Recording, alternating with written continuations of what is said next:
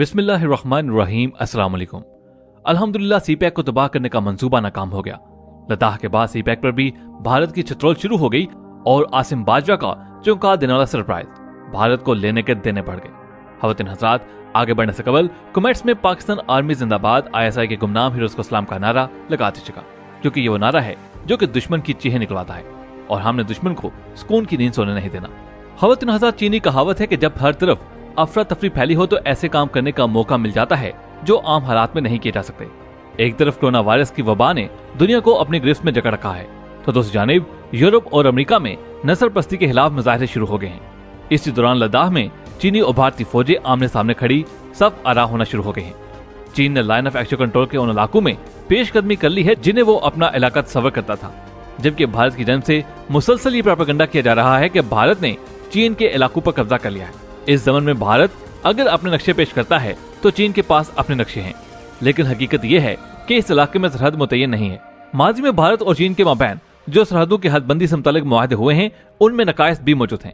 माजी में जब चीन और भारत के माबैन तजारती ताल्लुकात मजबूत होना शुरू हुए थे तो चीन ने पॉलिसी के तहत भारत से सरहदी तनाज़ात को आर्जी तौर पर मुंजमद कर दिया था और उस दौरान लद्दाख के इलाके में खास तौर पर न सिर्फ तामीरात जारी रखी बल्कि फौजी ताकत में कोर की सतह तक इजाफा कर लिया। चीन के लद्दाख के इलाके में पेशकदमी करने की बुनियादी वजह यह बताई जाती है कि भारत ने आर्टिकल 370 और 35 की तनसीख करके मकबूजा कश्मीर और लद्दाख की हैसियत में जो तब्दीली की है उसे चीन ने कबूल न करते हुए उस मामले पर अक़वाम मुत्तहिदा में एतराज किया था। उस लिहाज से चीन मसला कश्मीर के तीसरे फरीक के तौर पर सामने आ गया। उसके बरक्स भारतीय हुकूमत ने अक्साई चीन, गिलगित बल्तिस्तान और आजाद कश्मीर को भी भारतीय यूनियन का हिस्सा बनाने का अंदिया दिया। इस हवाले से भारतीय पार्लियामेंट में उम्मीद शाह जान लड़ा देंगे वाला बयान भी सूरत हाल की संगीनी का एहसास दिलाता है। ताहम हाल ही दिनों में ताइवान और हांगकांग की आजादी, जनूबी बहरीरा चीन में अमेरिका के साथ मिलकर चीन की नाकाबंदी करने के अज़ाइम के साथ साथ भारत की जन्म से चीन पर कोविड-19 का वायरस बनाने और दुनिया पर हयाती हमला करने की तकरार भी कोई आम सी बात नहीं। भारत के संजीदा दिफाई तज़्ज़ेकार मुसलसल कह रहे हैं कि दुनिया भर के मुल्कों को इत्तेहाद बनाकर चीन के खिलाफ कार्रवाई करनी चाहिए। ऐसे तर्जियों से ये बात अया हो जाती है कि भारतीय हुक्मरान चीन के खंडर पर अपने महलात तामीर करने के शदीद ख्वाहिशमंद हैं। बेल्ट एंड रोड का मंसूबा रोकना उनकी तरजीहात में शामिल है, जिसके लिए वो चीन के जमीनी और समुद्री रास्ते रोकना चाहते हैं। लद्दाख में सड़कों और फौजी तंसीबात बनाने का बुनियादी मकसद कराकोरम हाईवे के नजदीक पहुंच रही है, ताकि किसी भी दिन कराकोरम हाईवे को बंद करके पाक चीन इक्तिसादी राहदारी मंसूबे को बर्बाद कर दिया जाए। तारीखी तौर पर अगर देखा जाए तो सियाचिन ग्लेशियर की जंग भी भारत की कराकोरम हाईवे पर कब्जे की कोशिश के नतीजे में ही शुरू हुई थी, जो गुज़श्ता 36 साल से जारी है। पाकिस्तान और भारत के माबैन सियाचिन ग्लेशियर पर लाइन ऑफ कंट्रोल तय नहीं है। पाकिस्तान का मौकफ है कि सालतोरो रेंज में पॉइंट की लाइन सियाचिन ग्लेशियर के पीछे लद्दाख की तरफ है, जबकि भारत का कहना है कि सिर्फ सियाचिन ग्लेशियर ही नहीं बल्कि उससे आगे गिलगित बल्तिस्तान का इलाका भी उसी का है। अब चीनी फौज ने लद्दाख के मुस्लिम इलाकों में पेशकदमी करके फौजी अहमियत की हामिल सड़क बंद कर दी है। इस मार्का आराई का एक अहम नुकता यह है कि भारतीय फौजियों ने चीनी फौज से लड़ने के बजाय हथियार डालना पसंद किया है, जिसकी एक वजह यह समझी जाती है कि वो छोटी सी नौकरी के लिए अपनी जान खतरे में डालने पर आमादा नहीं थे। गो के लद्दाख में भारत की जानिब से फौजी दस्ते, टैंक और तोपें भेजने की खबरें आ रही हैं, लेकिन भारत की जंग में दिलचस्पी का अंदाजा भारी हथियारों के साथ गोला बारूद की मिकदार से लगाया जा सकता है। पहले यह कहा जा रहा था कि 6 जून को चीनी और भारतीय कमांडोज के दरमियान मुज़ाकरात होंगे, उसके 10-15 दिन में मामला हल हो जाएगा, लेकिन मौजूदा सूरत हाल में ये लग रहा है कि भारतीय फौजियों को मौसम सरमा लद्दाख, सिक्किम और अरुणाचल प्रदेश की यह बस्ता पहाड़ी इलाकों में गुजारना पड़ेगा।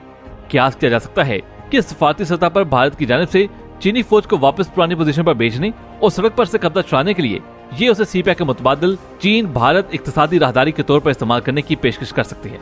भारतीय लीडर सुब्रमण्यम स्वामी का कहना है कि भारत में सड़कें बनी हुई हैं, जबकि पाकिस्तान में अरबों डॉलर की सरमायाकारी के बावजूद अभी तक बेहतर नताइज हासिल नहीं हो सके। लिहाजा चीन गवादा के बजाय मुंबई पोर्ट इस्तेमाल कर सकता है। हमें ये याद रखना चाहिए कि भारत और चीन के माबैन होने वाले हर सरहदी तनाजात के बाद तिजारत का तवाज़ुन चीन के हक में बेहतर हुआ है। इस वक्त चीन और भारत के माबैन तिजारत का हुजम तकरीबन 85 अरब डॉलर सालाना है।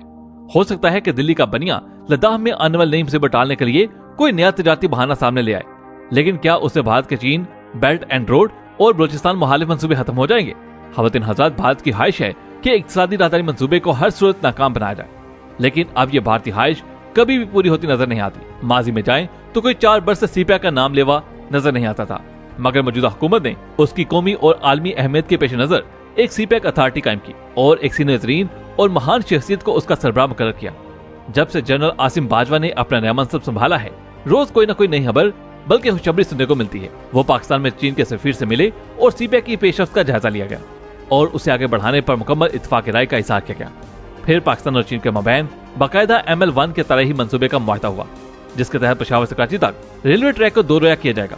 इस मंसूबे की तकमील पर मुसाफिर गाड़ियां 160 किलोमीटर की रफ्तार से दौड़ सकेंगी और मालबरदार गाड़ियां 120 किलोमीटर की स्पीड पर चलेंगी।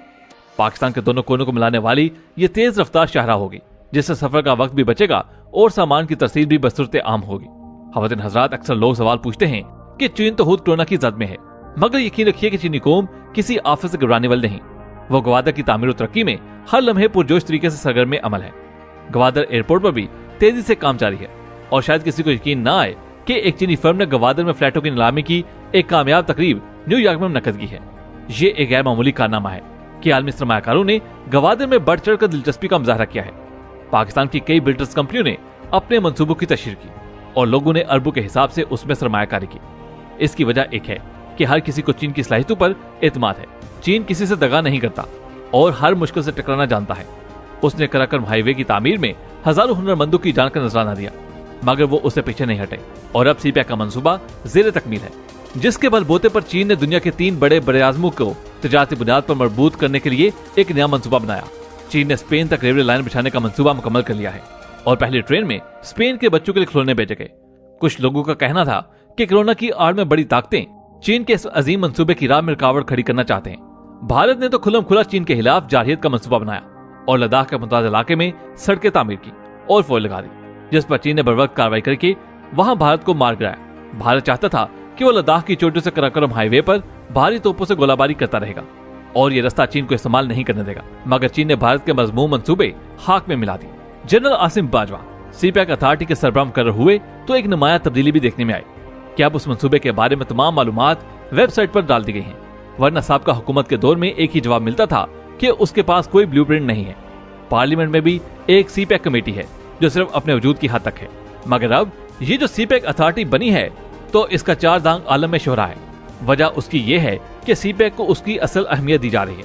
वजह उसकी ये भी है कि उसके सरबराह general Asim Bajwa Balochistan corps commander रह चुके हैं और वो सीपैक की ABC समझते हैं। बलूचिस्तान में भारत के शरपसंदों की मजमूम हरकतें भी देख चुके हैं और उनकी सरकोबी भी कर चुके हैं। यही बाजवा साहब जनूबी वज़ीरिस्तान में फौजी ऑपरेशन करके उसे अमन का गहवारा बना चुके हैं, वरना वहां अंगूर अड्डा पर रोज बम चलते थे, मिसाइल फटते थे और उन्होंने उस सरजमीन को अमन का गहवारा बनाया। आसिम बाजवा एक मुस्बित सोच के हामिल हैं।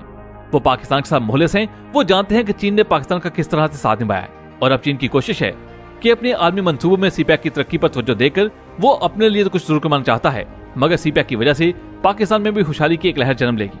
सीपैक के मगरबी और मशरकी रूट पर सनती जोन बनेंगे, कारखाने लगेंगे, कई मुलाजमतें पैदा होंगी और सीपैक से गुजरने वाले ट्रैफिक की राहदारी की आमदन भी पाकिस्तान को खुशहाली की तरफ लेकर जाएगी। और अगर बात सिर्फ ग्वादर की जाए तो ये इलाका भी बहरे अरब पर गहरे पानियों की वाहिद बंदरगाह होगी। भारत लाख कोशिश करके ईरान में बंदरगाहें बना ले, वो ग्वादर के सामने हीच हैं, क्योंकि उन्हें इस्तेमाल कौन करेगा। ग्वादर को सिर्फ चीन ही इस्तेमाल करता रहे तो सिर्फ पाकिस्तान ही नहीं, दुनिया की मईशत में भी एक इनकलाब बर्पा हो जाएगा। ख़वातीन हज़रात, यहाँ पर आपको एक खबर यह भी देते चलें कि पाक चीन दोस्ती की आला मिसाल सीपैक के मंसूबे के मगरबी रूट पर भी काम शुरू कर दिया गया है। मुराद सईद का कहना था कि सीपैक तेजी से आगे बढ़ रहा है और नए मंसूबे शुरू किए जा रहे हैं। छोटे सूबों की जानिब से मगरबी रूट का मुतालबा किया जा रहा था। उन्होंने बताया कि मगरबी रूट के तहत डेरा इस्माइल खान और जोब सड़क की मंजूरी दे दी गई। हैदराबाद और सिखर मोटरवे का टेंडर रवां साल होगा। कौमी खजाने पर बोझ बने बगैर 1800 किलोमीटर सड़कें बनाएंगे, जबकि जीटी रोड के इलाकों को मोटरवे से मुंसलिक करेंगे। मुराद सईद का कहना था कि पिछली हुकूमतों के मुकाबले में सड़कों पर कम खर्चा हो रहा है। पब्लिक प्राइवेट पार्टनरशिप के तहत सड़कें पहले से ज्यादा बन रही हैं। सिंध, जनूबी पंजाब और खैबर पख्तूनख्वा में मंसूबों को तरजीह दी गई। उनका कहना था कि रवां साल के PSDP में 57 मंसूबे रखे गए हैं। हवेलियां, थाकोट, मुल्तान और सखर रूट पर तरजीही बुनियादों पर काम मुकम्मल किया गया। अब पेशावर से डेरा इस्माइल खान तक मोटरवे बनाई जाएगी। ख़वातीन हज़रात, सीपैक अपनी मंजिल की तरफ बढ़ता जा रहा है और भारत कितनी भी कोशिश कर ले, इंशाल्लाह वो नाकाम मुराद ही रहेगा और आने वाला वक्त पाकिस्तान के लिए खुशहाली लेकर आएगा इंशाल्लाह। ख़वातीन हज़रात, आज की वीडियो में बस इतना ही। वीडियो पसंद आने की सूरत में इसे लाइक करते फेसबुक और व्हाट्सएप पे जरूर शेयर कीजिएगा।